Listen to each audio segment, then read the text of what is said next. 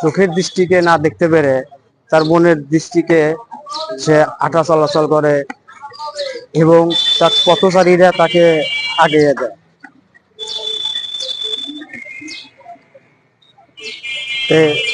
ওনার কিছু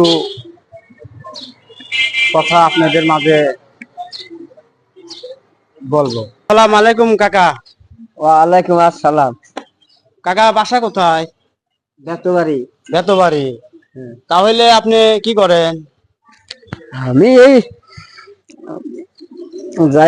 বাজারে বসে থাকি, আল্লাহ যা দেয় তাই নিয়ে বাজছি।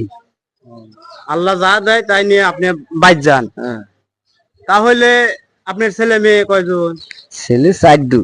ছেলে চারজন। ছেলে চারজন কি বড় নাকি? না, ব্যক্তি বড়। একটি বড় না? হ্যাঁ। তাহলে কি আপনি বাড়ি ঘর আছে? বাড়ি মনে করেন যে থাকার জায়গাটা আছে। এখন ওই যে আমরা বাইরে ছয়টু, তার মধ্যে 12 ডেসিবেল বাড়ি। এখন ওর মধ্যে আমরা রশি ব্যাগ মিলে দিলে ওরই মতনই আপনারা মিলে দিলে রয়েছেন। যাই হোক কাকা, আমি একজন অসহায় মানুষ। অসহায় মানুষ হয়ে আমি অসহায় মানুষের পাশে দাঁড়াতে আছি। এখন আমার ব্যক্তিগতভাবে আমি কিছু সহযোগিতা করব।